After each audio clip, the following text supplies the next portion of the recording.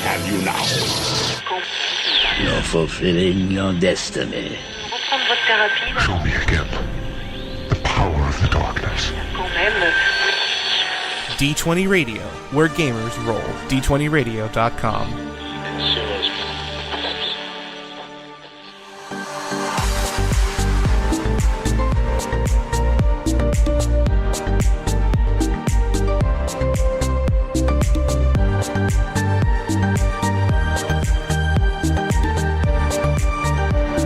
Welcome, ladies and gentlemen, boys and girls, to the Knights of Red episode 202. This week we've got Rick and Jay as our hosts. Welcome, gentlemen. How are y'all doing this week? Good. How are you? I'm doing great. This week, Jay went to his locals, played a bunch of games, and he's got some tournament reports. So let's hear what's going on in your local meta, man. Yesterday, we had another event at Eudaimonia Games, the place that I TO, and we had a nice turnout of 13 people, including a couple of new faces, and a bunch of people didn't show up, so it was pretty awesome to just see like how big our scene is getting, and it seems to grow more and more, and I assumed that there were a couple of people that had talked to me that they didn't want to jump into it until we had the tournament prize kit, and so we did, and lo and behold, a couple of new faces, so that was pretty cool. As far as like the deck turnout, we had two Vader decks. One of them was Vader Raider by our own Chud on the Discord. We also had a Vader E Kylo deck. I ran a new variant on what was the Trooper Phasma Ebala deck. I wanted to test Trooper Jango Ebala, and I have some words on that in a little bit. But there's also some... there's some Jango Veers. One of my playtest buddies, he also gave a shot on the Trooper Jango Ebala train and had some fun with it. And Poe, Hired Gun, Rebel Trooper, and smattering some other decks, and including some. There's people who really love the Swarm lists. There was, I think, 3 Trooper Tusken Raider and 2 Trooper, 2 Night Sister. Yeah, everyone had a really, really good time. The event was top 2 places were E Kylo Vader and Vader Raider. And then I took 3rd. Chud knocked me out in the 3rd round. His Vader Raider. That guy, we laugh about it every time we've played. He always knocks me around. He's my... And we joke he's my kryptonite. Like, I don't know what happens. I can't roll. I can't seem to draw. Like, I didn't have an upgrade turn 1, which was abysmal against trying to get a lead, and I tried to chew through his Vader, and he had deflects for days, isolation, and everything else he needed, and yeah, it was just wrecked city for me. And his first upgrade, of course, was Force Throw. Oh, sitting on, and he played it. He just paid for it. Like, I was sitting on 2 disarms that never came into play. He didn't holocron ever. I'm sure he's learned his lesson. So yeah. Overall, pretty cool event. Everyone had a good time. I never actually played my buddy Andrew, who won with the E Kylo Vader deck, but I know he played it's pure mono villain blue. He plays Emperor's Favor to get +1 hand size, and then sets up those really disgusting No Mercy plays while also chewing your deck down with the Vader triggers. Like, I for a long time was playing. It's so funny how these decks are change ever so slightly by the swap of one character, but for one of my earliest decks was E Kylo E Dooku, and I really loved it for that exact playstyle. But I can see Vader's terrifying dice plus Force Strike plus his discard ability and all those things coming together and being kind of a slightly more terrifying, I guess, version of that deck. So I'm proud my friend did so well with it. That was pretty cool. Chud actually told me he made an interesting play. He found out that Force Strike is a May effect. You can change the die to a damage side, and then you may swing in with it immediately. And apparently one of his games was decided by using Force Strike to just turn Vader to a 3 and then no mercying it to cheat out, I guess, going from... It's interesting because you still lose a damage from doing that because you lose the Force Strike card, which doesn't ramp it, but apparently the math worked out, and exactly what he needed to kill the guy. So I thought that was a cool like exploration of the versatility of cards. Yeah, you can kind of use it as a use the force for melee only. Right, and I actually had someone do that to change a die to a modified side, and then they couldn't resolve it, but they paired it and they made like I think it was a Vader and a Kylo Ren lightsaber, so they dished out like 5 damage, real nasty. And I wasn't sitting on any removal, so I couldn't do anything about it. But that may is very important because if you don't read that, you think, oh, you have to resolve it. That's not the case. Makes that card very nice, very tricky because a lot of people don't know that effect actually. So real briefly, I don't want to go. My deck isn't like dramatically different from the Phasma version, but some comments to consider if you maybe want to try the Django way. One of the great things about the Django variant is Arm to the Teeth becomes a 2-of because it's used pretty much every game to full effect. That card gives you a lot of reach. I used it nearly every game. One game I used it, played an upgrade, and then used it again in the same hand. My opponent was not expecting that. That was pretty fun. Unfortunately, a lot of what kind of hung me up for the day was I made the classic mistake of coming up with changes you want to make to your deck and then not doing it the night before. And I woke up and I was too groggy to like remember what I wanted to do. So I just grabbed my bag and headed to the store.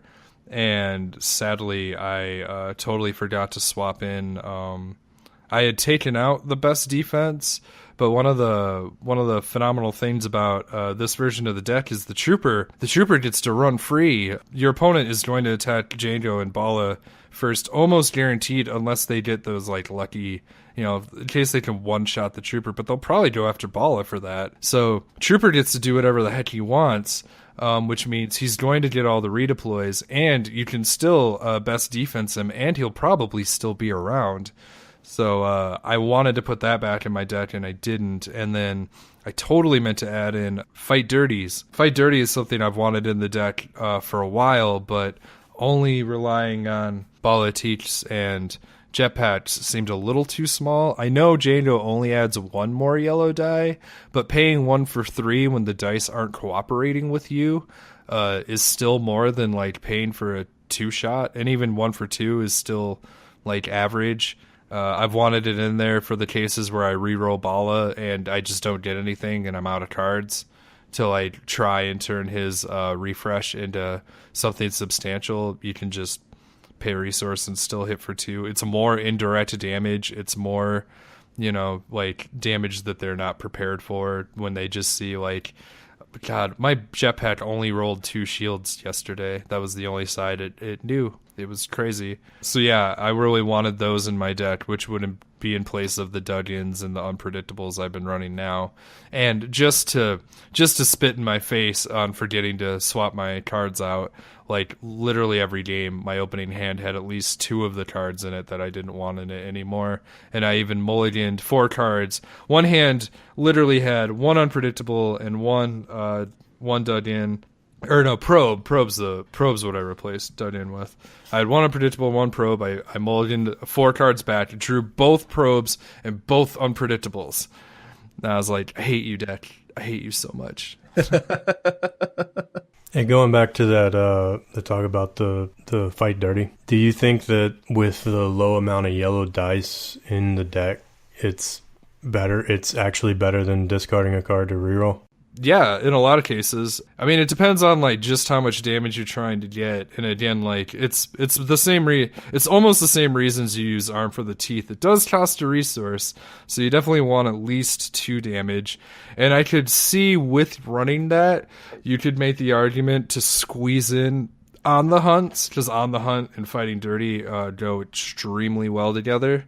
You could forsake some defense and take out the Hunter Downs and add in On the Hunts. I don't think it's a great play, but if you want to get more leverage out of Fight Dirty, that is more damage, but you lose some of your ability to shield up. And technically, Hunter Down is better with Arm to the Teeth, but they're both great. So, yeah, that's a good point, though. Unfortunately, like that's kind of the frustrating thing is I haven't gotten to play as much with Fight Dirty as I'd like, but I really feel like it's a good card only in that I mean, you just have those rolls where you just, like exactly like you're saying, like, do I want to pitch a decent card to try and re-roll into stuff that may not come? I mean, one of the things that I'm still getting frustrated with is that, like, I love Jetpack to death, you know. It's part of, you know, one of my nicknames, but I can't get that card to, like, cooperate sometimes. It's only got 2 damage sides, and sometimes, like, if you pitch 2 to 3 cards to try and get a +2, I mean, it may as well have been, you know, a DH17 at that point.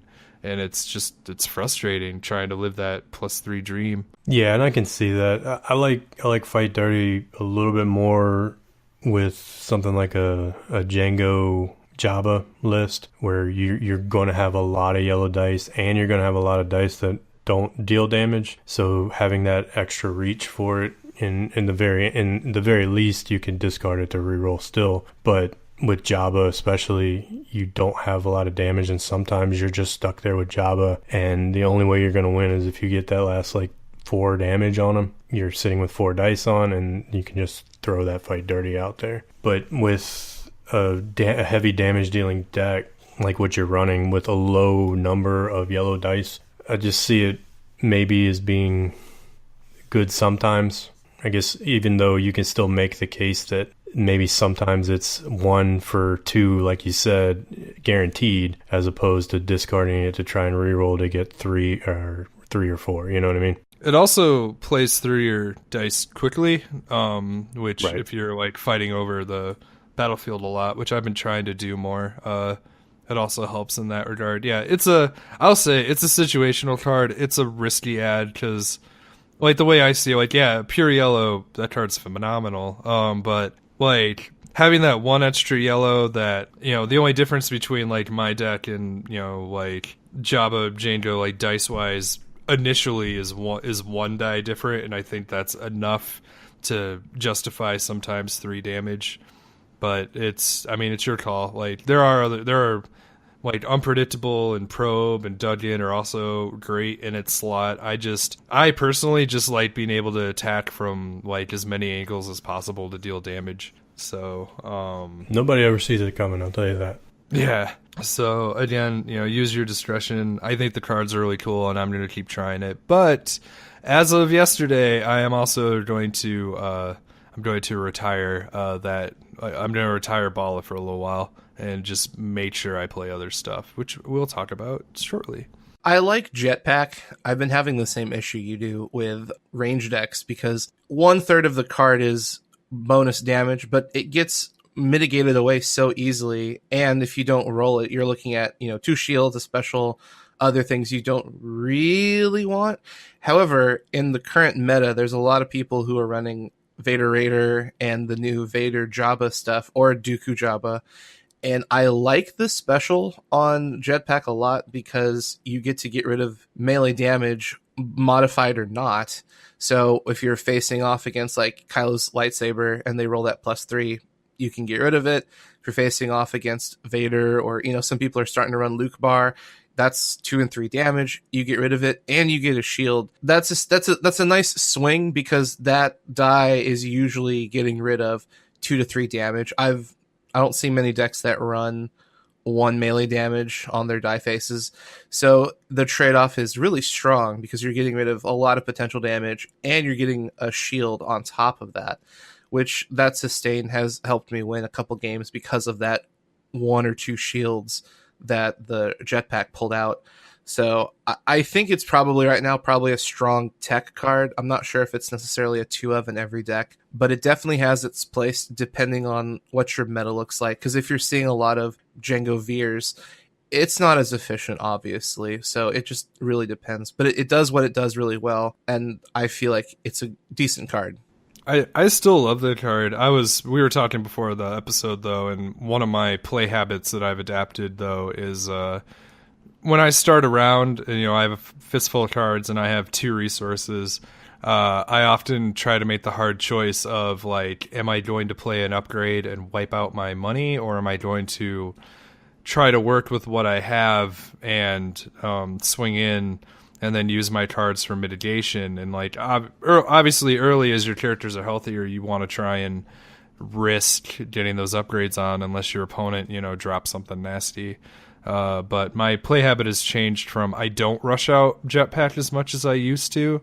I try to see if I can make some money to sort of protect and play around, or, does my hand have stuff that I'm okay re-rolling with.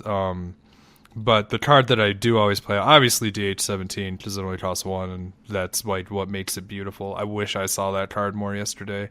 But I still play F11s, like, no hesitation.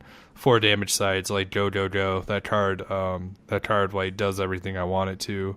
So just, I don't know, stuff to think about. Like, I still think Jetpack's phenomenal. Like, I'd never cut it. I just, like, its reliability has been suspect lately. But yeah, its special is great. The 2 shield side is gross for only paying 2 to get it on the board. Like, I don't hate that. It's just not what my deck's trying to do. And yeah, trying to get those 3s out. But also, yesterday, I kept getting the +3 deflected into my face. It just, in fact, I rolled the +3 and it deflected and killed Bala. And I was like, well, this is fun. Thanks, Chud.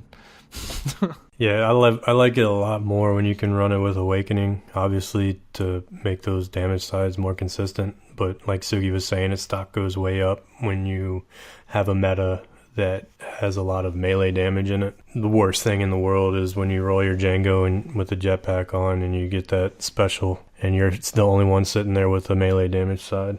So it's almost useless at that point. It's also extremely good comboing, though, with Disarm too, because typically the decks you're playing with it don't have 3 damage unless like Han, so you can get that 3 hit and punch off those lightsabers and IQAs. Okay, so it sounds like you had a lot of fun at your tournament, and there's some discussion we want to make about a hero deck, which, being the Knights of Ren seems a little strange considering we're villains to the core, but this deck is so good. And I've been having a lot of fun in playtesting with it. I think you have as well, Jay. And it's the Luke Admiral Ackbar deck that we've heard a lot about. We've seen start to come out to tournaments. So we want to just talk about it, break it down, go over what it does well, how it works. Let's get started. Yeah, so the particular version we're talking about is the one made by my buddy Noel, who played at the System Pavers event 2 weeks ago. So lately, when I've been playing, if someone like beats me in casuals, I almost always demand a rematch to sort of like save face and try to get him back. And he's the only person who's given me the double beatdown on my deck back to back. And so I was like, all right, dude, I need your list. Like, what are you running? And he has this very, very tight, very squeaky clean Luke Ackbar deck that I really enjoy and we want to share with you guys. So obviously, 1 die Ackbar, 2 die Luke. The battlefield he enjoys is Imperial Armory, or play an upgrade from your hand, decreasing its cost by 1. Something to note: the single support in this deck is in Binds All Things, and it's triggered before you play a blue upgrade. You may exhaust this support to decrease the cost by 1. That combos with Imperial Armory, so you can get some really cheap equipment on your guys. You can play this deck very quickly and go for the early claim if you're trying to get a bunch of gear on you and you're feeling safe, or if you've already looped one of their characters like off the board and you're sitting pretty. Definitely a way to play this deck. Also, something to note, it Binds All Things stacks with itself. So you can have, say, a 2 resource cost card. If you have 2 readied It Binds All Things, you can exhaust both of them to reduce the cost by 2. Yeah, it's pretty gross how efficient that makes a lot of your upgrades get. So that's a fun card. It's one of the cards you want to search for in your opening hand. But all right, let's talk about the events. This deck has 17 event cards, starting with Defensive Stance. Give a character 2 shields for 1, just quick, dirty. A lot of this deck is basically making Luke Skywalker seem invulnerable. People are like, isn't this just a bad Vader Raider deck? Vader Raider goes for like insurmountable offense and like cheating cards into play with Holocron. Luke Ackbar is making Luke this like just the god Jedi that he is, and it's incredibly hard to eat through him early. As hard as they hit you, you can defend him like equally and sometimes more before your opponent gets a lot of good upgrades out. And then your opponent has a very hard choice of going for Ackbar or not. First, going for Ackbar lets Luke power up faster and let him do all the horrible things he does. But if you ignore Ackbar, it leaves open for the next card I'll talk about, which is leadership. And for one, it's also one of your unique red characters to ready another character. If Luke activates twice in a round, it is like absolutely devastating. It's almost like taking an extra turn with the amount of power that Luke puts on the table. And with you drawing cards, him reactivating, you're guaranteed a card to reroll to get his dice where you want them. It's terrifying. It's like whenever that happens, like you literally feel like you lost a turn. And like Ackbar's die on itself is fine, but he's really just there as the leadership engine and helping you give you other good red cards like Dug In. Again, if you're playing super aggressive and you take the battlefield and you put Dug In and just slap 3 shields on Luke, that's an incredible amount of defense that's only countered by some cards. If your opponent is playing some of those cards like Lightsaber or IQA, you have Field Medic. While you're sitting pretty on all those shields, you can heal Luke back up. A lot of people are kind of torn on this, but I think healing is like deceptively strong compared to shields. Like it does bump your health up. It puts you out of range of backup muscle, or at least helps. So I think Field Medic like actually does a lot for this deck in making, again, Luke nigh immortal. This deck runs Deflect. There's still a lot of range to be seen. And, in the examples given, like reflecting back IQA shots and jetpacks and, now that like there's the Poe hired gun deck that's getting pretty popular, nothing feels better than deflecting, Black Ones and Millennium Falcons, and maybe you'll live the dream and deflect an ATST someday. But there's enough reasons to run it. And if not, it's a reroll. And you draw enough cards aggressively with this deck anyway that like you never feel like you have a dead card. Or, this one of the cool things I've learned about having these situationals is when you play against Vader, you know what you're going to discard. Like you would just discard Deflect. Cool. Moving on. It didn't hurt you at all. We also have Riposte or Riposte. Someone sent us the accurate way of pronouncing that word, and I always throughout my life thought it was Riposte, but I apologize. So I guess it's Riposte. Remove any number of shields from your characters, then deal damage to a character equal to the number of shields you just removed. So as you're buffing up Luke, this is your indirect damage, which I'm the biggest fan of just out of hand. Playing this and then back to back with a Dug In is really gross, or Dug In first into this, like pay 1, deal 3. This is sort of like your reach and your combat trick. This card is brutal, and it's pretty easy to get shields on Luke. Use the Force. When I was playing against Noel, he mostly used this almost exclusively as a defensive card, messing with your die and turning your stuff down. And obviously, you can use it to turn Luke's die to its 3s. But it's interesting that like you should consider this more as like a defensive trick, because you still just have like enough reliability with whatever you're doing anyway. But this card does everything. It's so great. And then lastly, well, there's 2 more cards. We have Willpower. Move 1 damage from one of your exhausted characters to an opponent's exhausted characters. This ignores shields. This is light side blues backup muscle, sort of. But it's neat that it heals you. It kind of... when I played him, I backup muscled him, and then he transferred the damage from the backup muscle to kill my Stormtrooper when we played. That was cute, using Willpower. So it lets you, it lets you put damage where you want. It heals you. It ignores shields. It's reach. It's indirect damage. This card's great. It's obviously more expensive than backup muscle, but it's immediate, and it's a swing of 2. Like you're healing 1 and you're dealing 1, so it's technically 2 damage ish. Like depending on how you look at it. And then lastly, we run a singleton of Return of the Jedi. using this, you can get the riposte back, you can get willpower back. Both of those are well worth digging for. I don't really think this deck wants to Return of the Jedis. It is sort of expensive, air quotes. That's what's nice about grabbing riposte, is if you only have one resource, you can grab the riposte and use it as long as you have shields and it doesn't set you back, which is really cool. But using it for willpower makes willpower cost 2, which is a little rougher, but if you need that heal or you need that damage, like it's obviously really helpful. So any thoughts on the events, guys? Yeah, it's I think one Return of the Jedi is perfectly fine. It's one of those cards that you want in the late game anyway, so you don't want to see 2 of those. You definitely never really want to see 2 in your hand at any one time, so 1 is perfectly acceptable there.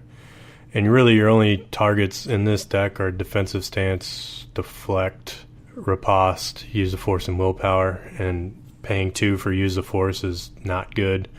Defensive stance maybe, if you're against a real heavy aggro deck and you really need those shields, it's worth getting, but I think at the end you probably still take willpower over defensive stance anyway. Deflect is a very good target too. Yeah, if you the problem with it is if you take deflect when you need deflect, they're going to spend their range damage that next action if they can. You almost want to preemptively take deflect, like basically right after you play it maybe. You play deflect, then you just get it back in with Return of the Jedi, so that to avoid those situations, giving them the chance to then spend the range damage or whatever range damage they can, or maybe even re-rolling those dice if they're stuck on a bunch of like Jetpack +3s that with no base damage to put it with, just trying to re-roll it out of it.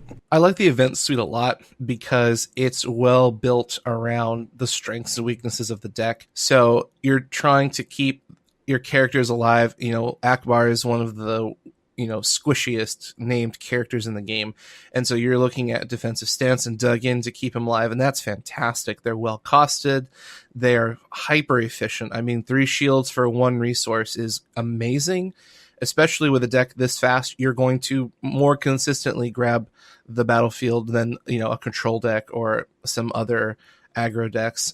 I really love the way you've got access to control events, with use the force and deflect. You don't have to deal with big numbers you don't want to see. You've got willpower, like you said, and field medic. Those cards initially, when we looked at them, were like, oh, these are good. But when you see them in the field being played and used, they are really strong. Like 2 health is amazing. Moving 1 health off of you to somebody else and getting around shields is great, because you can deal with those, heavily layered characters that have low health. Just plink them with a willpower, and now you're healthy and they're dead. So I think this is well thought out. I feel like Return of the Jedi at 1 is good. That play is going to be really important because you're going to be grabbing cards that cost 1, and, using Return of the Jedi, basically it's going to eat up your whole resource pool. So your timing is important. Don't just grab Return of the Jedi real quick and then sit on a deck. Like if you're playing a Vader or someone else who has discard, I would make sure you have a fairly good chance of playing Return of the Jedi, retrieving the card you need, and playing that card. Otherwise you wasted a resource and a card to get a dead draw. Yeah, the nasty play that Noel did to me was I had taken the battlefield and he returned, like, riposted and then willpowered with his remaining money, and like just suddenly I'd taken 4 damage after passing. I was like, I did not see that coming. So yeah, there's just one of the great things about this deck is it's got multiple speeds. I mean, you can play like balls to the wall, or you can play really slow and build up and like just sit on all these really efficient defensive cards. Like I'm not even exaggerating. Like the health of this deck, Ackbar is 9, right? And yes, correct. Yeah, and Luke has 12. But honestly, the effective health of this deck is like combined is like 30, and that's low. Like, it's no joke that, like, Luke in this deck is harder to kill than Dooku. It's harder to kill than Vader, as long as you play smart. Luke even has a shield, which is sometimes appropriate. Ackbar, he gets the honorable mention of he makes you money to play these effects to pay for your abilities, but...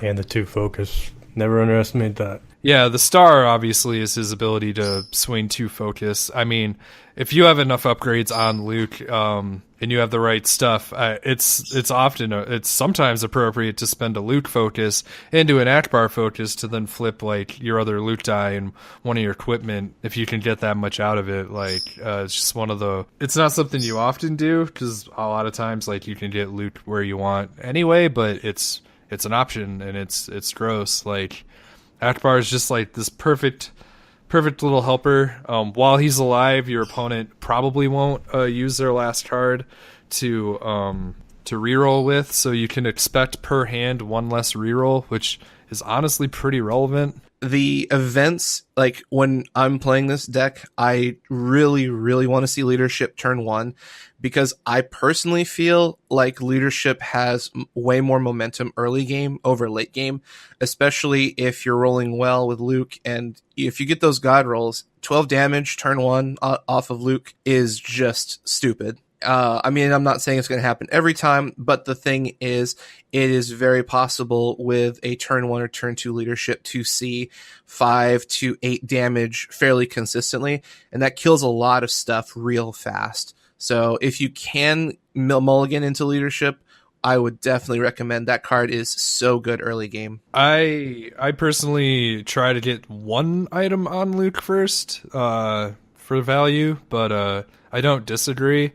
It's dangerous to hang on to. It's a dead card if Ackbar's dead.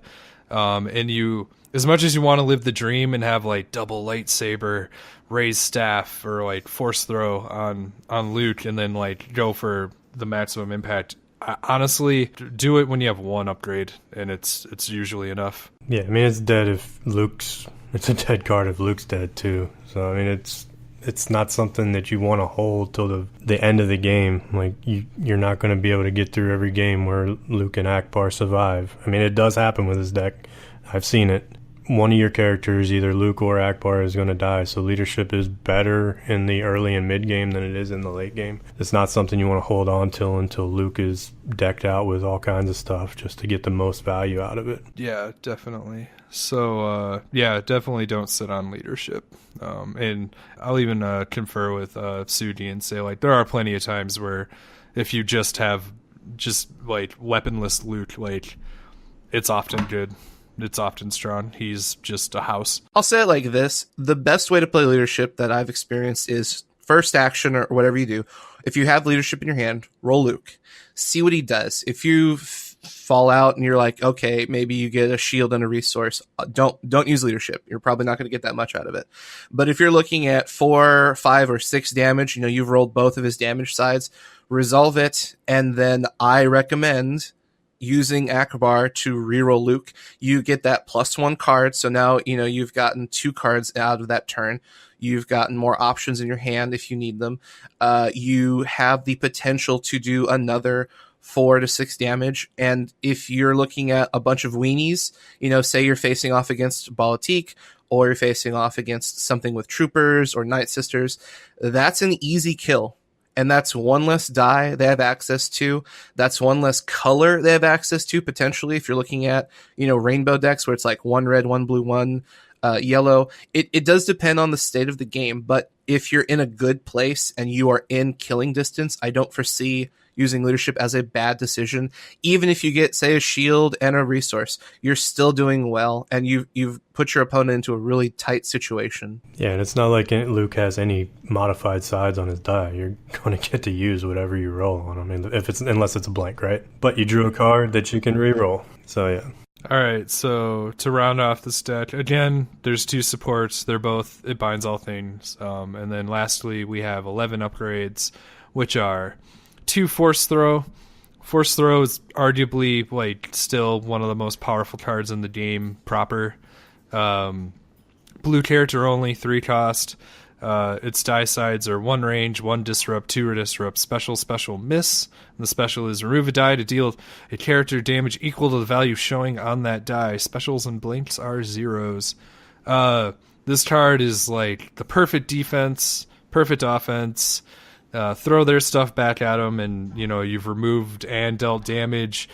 If you're sitting on dice that aren't doing anything you want, sometimes it's appropriate to throw your own dice at them instead of gaining a shield or gaining a resource. I mean, it's not what you want, but it's still damage. It's still helpful. I mean, this card has 1,000,001 uses, and it's one of the few cards I say is worth paying 3 for. If you have it, play it. It's just so impactful. Your opponent will just burn cards to try and get you to get it off of that special side. It's got 2 chances to roll special. So Force Throw is MVP. Force Training, 2 cost to play, spot a blue character. Its die sides are 1 range, +2 melee, 1 focus, 1 resource, special, miss. The special is choose and do 2 of the following: deal 1 damage to a character, or gain a resource, or give a character 1 shield. I really like this card. I've grown to like it more and more. One thing you can do with this card is if they're beating the crap, if they're trying to go Luke first, you can play this on Ackbar, get value out of it, and have him throw in. It's another focus side. It's a +2 damage side. It makes money on 2 of its sides. It can give you shield, it can deal damage, or if you need it and give you money. In this deck, you're not really having a whole lot of money issues. But I mean, there will be times where you have, your event suite in your hand, and if you need the money, take the money, obviously. But this card does a lot for a little, and if you can get it cheaper using it binds all things or armory, then it's phenomenal. And it's perfectly fine. I've actually grown away from overwriting, but it's a fine overwrite target if you're done with it and you just want to throw in a lightsaber or force throw. I do want to say something about this card real fast. The Force Training special effect, you don't get to stack the options. You get to do one. You pick, of the 3 options, you pick 2.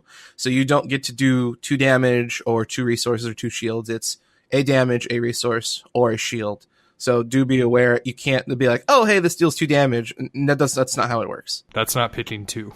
So, all right. So we got lightsaber. Most of you are familiar with this card, but 3 cost, upgrade weapon, redeploy. Its sides are 3 melee for 1 resource, +2 melee, 1 shield, 1 resource, special, and a miss.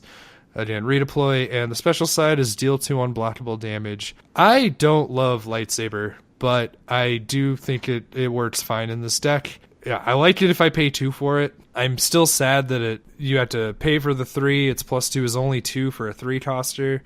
The unblockable usually isn't entirely relevant. It's not. I don't run lightsaber because I'm worried about shields, so to speak. But I mean, it's a relevant play. Also, lightsaber can get you in trouble against cunning, which is really frustrating. So to me, it's a worse IQA. But I know everybody loves the redeploy, and it does come up in this deck the times where they do manage to punch a hole through Luke, and then you've got Ackbar with the lightsaber, and I mean, come on, how funny is that? Something else to think about that's really nice is we were talking about Force Throw earlier, and the special, it says remove a die. It doesn't say an opponent's die. So there have been times where, I'll roll out a lightsaber on the 3 melee for 1 resource, and I don't have any money, and people will just be like, okay, I'm going to leave that dice alone. Don't worry about it. What they don't realize is with Force Throw, I can actually resolve that, deal damage to them, and not pay the resource. So you can use Force Throw very aggressively in conjunction with your other die faces if you may not be able to pay for them. And your opponent may not be even contemplating that. So it's a good combination of offensive and defensive tactics between, lightsaber and Force Throw. Just a little trick of the trade. Yeah, and also one thing that's, again, nice about this deck is depending on how you draw it, or depending on how Ackbar rolls, sometimes you're money flush. And one of the reasons I don't like lightsabers, in a lot of decks you aren't money flush, but in this one you can be, so the downsides of lightsaber are negated. So again, it's not a bad card. It's not my favorite anymore. But next we have 2 Luke Skywalker's lightsabers. Blue character only, 3 cost. These die sides are 3 melee for 1 resource, plus 3 melee, 2 shields, 1 resource, special, and a miss. And its special is give a character 2 shields or deal 2 unblockable damage to a character. Now, this has like some of the same advantages and disadvantages of lightsaber. Again, it's got a nice plus 3 side, which I like infinitely more than the plus 2 for obvious reasons. It's still got the 3 damage for 1 resource. Again, you can probably pay for it. The 2 shields is actually really good with how much you riposte in this game or in this deck. And then also the special being able to give you shields, and again using it as riposte fodder. It makes me like super like it more than some of the decks that just kind of throw it in there because they want another big weapon. I think it does double duty, which is what you want for this deck, and fits better than some of the other decks that put it in just to have another lightsaber. It is a bummer that unlike Kylo's saber, it still only has 3 damage sides, but it also gives you a ton of defensive options. And as Suji said, like it's also force throwable. Like a lot of its sides are heavy. It's a good card. It does a lot of work in this deck. Definitely something to go for. Something that's really nice, and we've talked about this in other shows, is using card effects to change the perspective of your opponents. And so I will likely, if it's early game, take the 2 shields and stick them on Ackbar.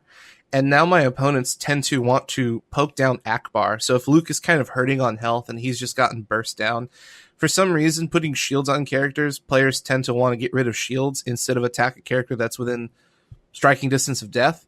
So it's just another one of those things where, it's fodder for riposte. It's something that you can use to incentivize people to attack a character that's at full health.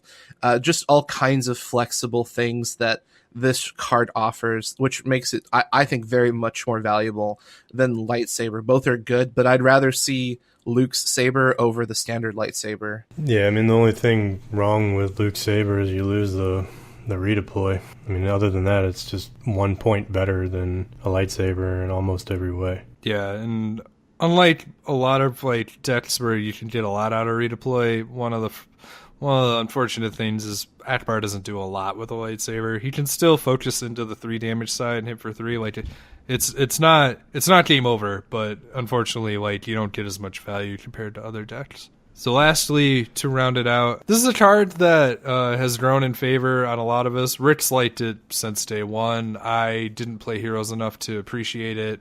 But if you don't think this card is very good, you obviously haven't played with it, and that is Rey's Staff. 2 cost. Its die sides are 1 melee, 3 melee for 1 resource, special, and a miss, and its special is remove a die showing damage, melee or ranged. This card is really, really strong. It's so strong that at first I thought it was cute that it was unique because it's Rey's Staff. But this card would be disgusting if you could have 2 of it in play. Very reliable damage. Like, 1 damage is still 1 damage. It's not like it's never modified. Being able to hit for 3 is gross on, for a 2-coster.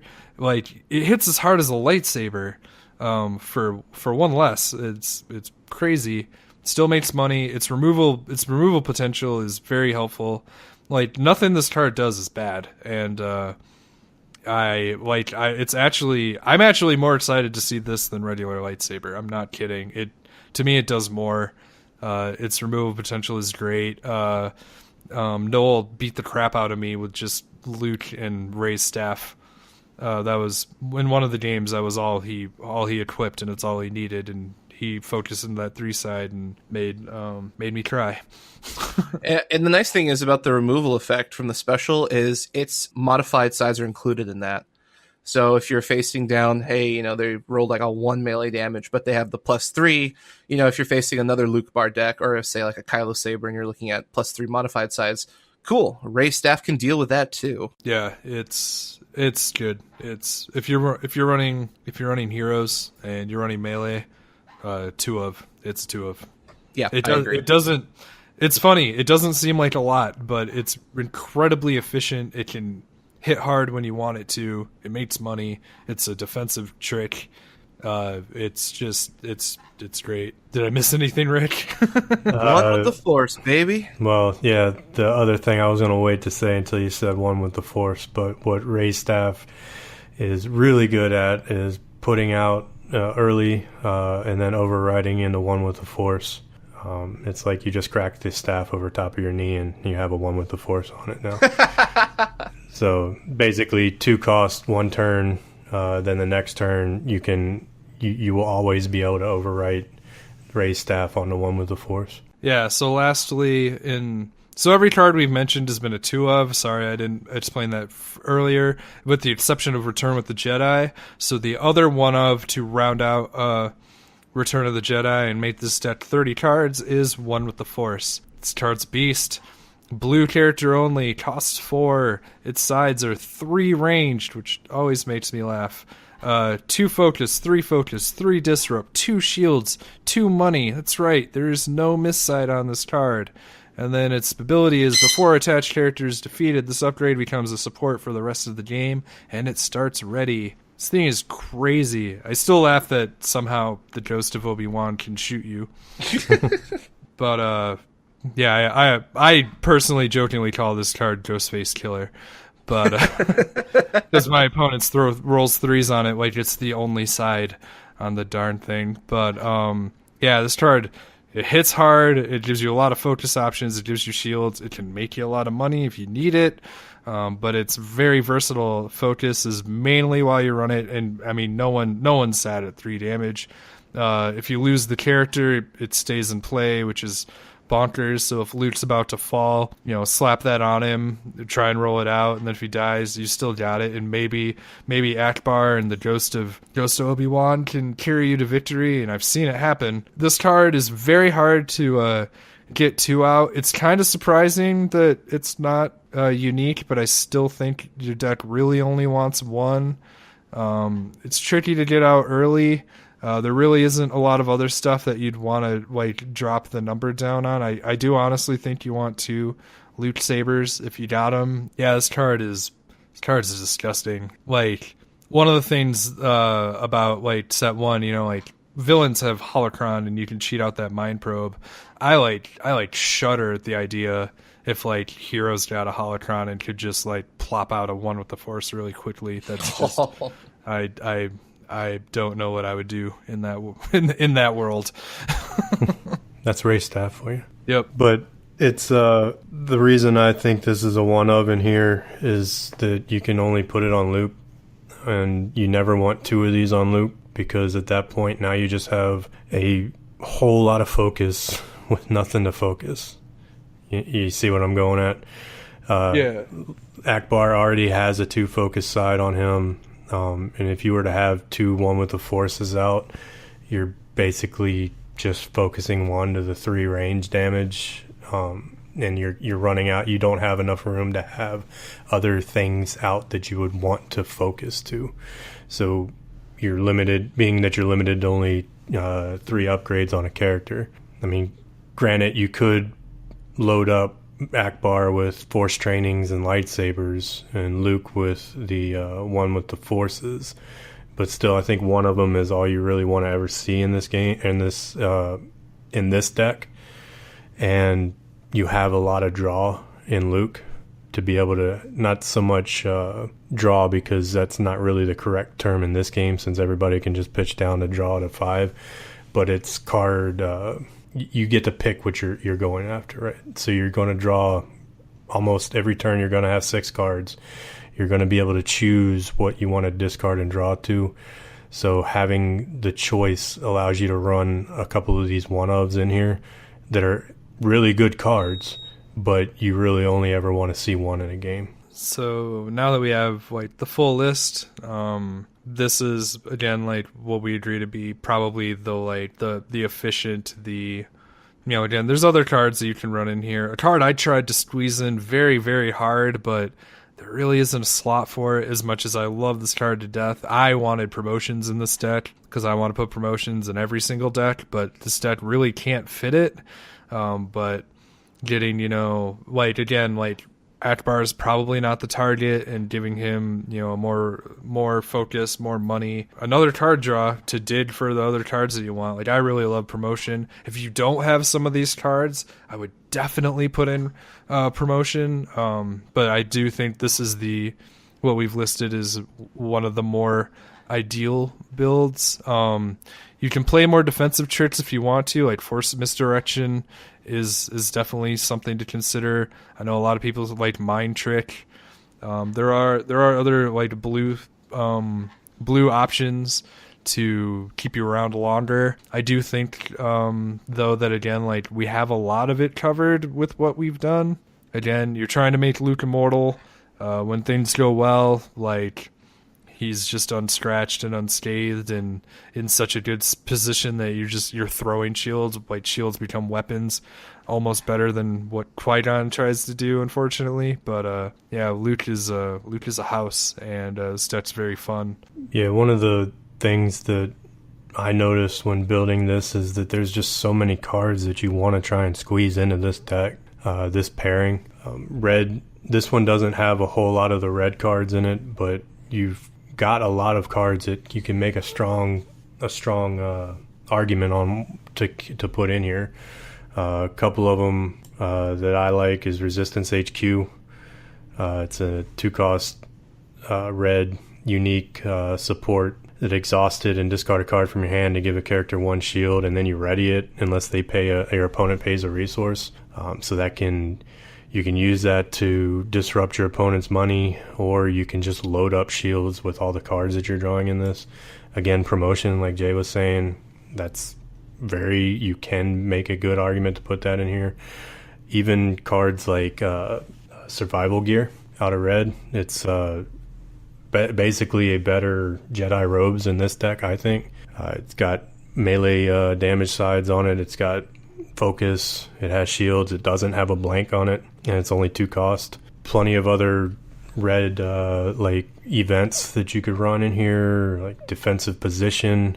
It's very easy to take the battlefield with this deck. Defensive position's a 1 cost red hero card that'll get rid of all of opponent's dice showing 2 or more. That's one of the things that this particular build lacks is dice mitigation for your opponent. You only have use the Force and deflect in here for that. So what you're trying to do with this particular build is just load up on shields and healing and things like that to be able to withstand whatever your opponent's throwing at you. Crime Lord will eat you alive if you can let them get it on there. Right, there's nothing in this deck other than use the Force to turn it to something else to be able to keep you from being crime loaded. Possibly one with the Force with the 3 disrupt is about your only hope on that. And Force throw has 2 disrupt sides, but yeah. Oh yeah, and Force throwing the Crime Lord die is also an option just to get rid of the special. Yeah, so some things to consider, like some we like to talk about, like what do you want in your opening hand? Obviously you want an upgrade, something like pretty much anything, but one with the Force is great to draw on turn 1. I mean, more aggressively, I would say Rey's Staff. Again, that's another versatile removal. It's cheap, it's easy, it's overrideable. Force Throw, A tier. Force Training's fine. Lightsaber's fine if you get it binds all things. Same thing for Luke's lightsaber. Those I actually don't love in the opening hand unless you roll out some money, which is something that like you can go for on your first turn. It's not terrible. You definitely want at least a binds all things. Getting 2 is really good if you obviously can play both and then get something on the board. As far as events, getting an early dug in like does a lot. I mean, it basically just says +3 health, and you can play for the battlefield if you draw that. Leadership, sooner the better. Let's see, defensive stance, not so much. Field medic isn't super relevant early game, and it's not exactly what you want to spend your money on. You don't want Return of the Jedi early game. Riposte is great because, again, it gives you that reach if you have the shields to plink on whatever character you're trying to, whoever's threatening you the most, or to finish somebody off. Use the Force is fine. It's not the card I'm digging for like in my opening hand, but I'm not sad to see it. Willpower is pretty good. I mean, Luke's probably going to get hurt, and moving that damage around even early, like, again, heals you and hurts them, it shifts it's a 2-point shift. So I'm not unhappy to see it. And it's one of those cards that your opponent like usually isn't considering too much is going to happen. I feel like maybe you've played a lot against this deck and you've been in that horrible scenario I was in where I I got killed by my own backup muscle damage, but yeah, it's there. It's something you have to respect, so to speak. I mean, there's nothing you can do about it. If they're going to willpower you, they're going to willpower you. You have to try and kill the opponent. Yeah, that's true. So it's going to happen. You just hope they don't draw it, really, or don't have the money to pay for it, or do things that they're going to need to pay them one for other than that. But it's something about Field Medic. It's something that I would want to play earlier than hold it until I absolutely need it. For one thing, you don't want to wait to where you're at the point where you have to use your action to play Field Medic, or else somebody's going to die. And it's another little psychological thing. Your opponent, once they've done some damage early on and they think they're doing well, is just Field Medic it away. And if they do 2 damage to somebody and then you Field Medic away and then shield them up, they may even go against the other person at that point. So if your opponent thinks that my chance for victory is to go after Ackbar first because he's the easier one to get down, they start putting damage on Ackbar, you heal it, you shield Ackbar. Now are they going to continue to go after Ackbar, or are they going to try and go after Luke now? So now you just put them on the back foot of what they started off this game in order to do. It's a Field Medic early. Yeah, a couple things I want to say about, starting hand. It really depends on the matchup for me. So if I'm seeing a 3-character, 4-character deck, so you've got a lot of squishy targets, my opening hand, I actually don't really care if I see equipment. I really want to see that leadership because I want to turn 1, kill something with, of course, this is all falls down to my dice rolls, but I want to get Luke to max out his damage. I want a leadership and roll out his max damage again. So for example, some quality targets I like to kill real fast. If I see a Balatik, he is easily within striking distance of a turn 1 kill. Another one is Night Sister. I don't like Night Sisters a lot just because her action can be used over and over, and a lot of people underestimate that. She's not necessarily a high priority target, but if I can knock her out fast, I would prefer to do that. Plus, if my opponent is running her and she's the only blue character, that does slow the deck down quite a bit because they're traditionally running cards that you have to spot a blue character. If I'm running against a Luke Ackbar deck, I try. It's not always in the cards, but if I can figure the math out, I like to try and kill Ackbar turn 1, if at all possible. If you're facing off against a tanky deck, like, you're seeing a Jabba Vader, Jabba Dooku, 2 big healthy characters you definitely cannot burst down turn 1, then I don't actually care heavily about leadership nearly as much. I'd rather see equipment and it binds all things. So I'd like to see 1 or 2 it binds all things. I'd like to see a Rey staff or a lightsaber, because when you're using Luke, you do get that +1 card draw, and in a 30-card deck, that means you're going to see pretty much everything you need to see since we're running a playset of everything. It does really depend on the deck you're facing, but if you know your deck and you have a fairly good idea of what your opponent's deck does, I feel like it is worth it sometimes to risk that early game leadership burst damage to at least get not only a character, but a color target off the field as soon as humanly possible. Something to consider, something I tried to bring up earlier, but just like, how do you play this deck early game? One thing that surprised me about this deck is that you don't really care about first turn initiative too much unless you draw that Duggan. Unless you're giving your opponent a really good battlefield for their deck, which usually they're trying to do, but sometimes it's not as impactful as it could be. This deck really likes going second and just slapping those shields on Luke and just, again, making that wall 14 right off the bat. And you can even going second, you can usually catch up and still take the battlefield round 1. Like, you're fine either way for the most part. Again, like, you have to respect battlefields, but one thing that I like about the deck is that it's not trying so hard to like come flying out the gate, but you can.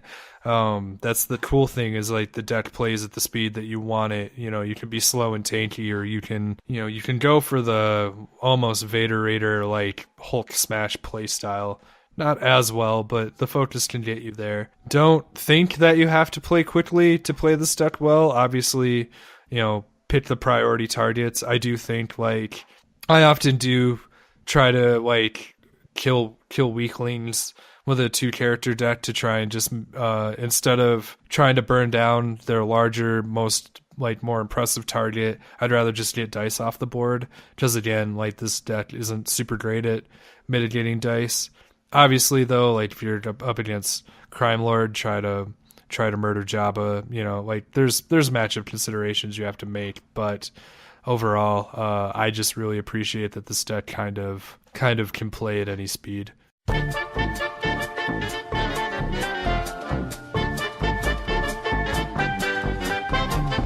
All right, so as we wrap up this week, we have some housekeeping. We have been going through meticulously all of the decks that everyone sent in for our last contest, where we are going to be giving away the last set of Gen Con promos, your Rey and your Kylo Ren cards. So we have picked a hilarious deck from Munty Natour. I hope I'm saying your name right. And his deck is called Take Your Mom to Work Day. It's we're going to post the deck list, and he happened to post what do you want to call it? It's a paragraph of fan fiction, I guess you could say. And we really enjoyed it. The best quote from this is a disclaimer saying that the statements in the paragraph have no basis in playtesting of any sort. And it was great. So thank you, Munty. We're going to get your email, or we're going to get your mailing address and ship you these out ASAP. So thank you everyone for participating. We got a lot of decks, and we really appreciate the community for sending in all those ideas. Some were funny, some were, professional level, like, hey, this is like the deck to play. It was great seeing all of your guys' thoughts and ideas. So thank you so much for participating. And we've got a lot of contests over this next year that we're going to be bringing to the table for the community to participate in. Mentioning contests and things we're giving away. So as you may or may not have known, last week we started our Knights of Ren Patreon, and we are so excited because we have got lots of people who joined already, and we are running a contest for our Patreon VIP members only, that we are going to be giving away the Rey Arabesh promotional card that was given out at the pre-release events. So if you want to get your hands on one of those, all you have to do is go to Patreon. There's a link that we're going to put in the show notes with all the information that you need to find out in order to participate. So thank you everyone so much for listening. Thank you for joining us. We really have had just a great start to 2017, and we are so happy that everyone has stuck around and just had a really phenomenal time. So Rick, Jay, is there anything else you want to say before we wrap this show up? Just congratulations again to the winners of our event yesterday. Shout outs to Andrew, shout outs to Michael, shout outs to Chud and myself. And, looking forward to more events. And, you guys are great. And it's crazy. It's crazy. All right. So thank you everyone for listening this week, and may the Force be with you.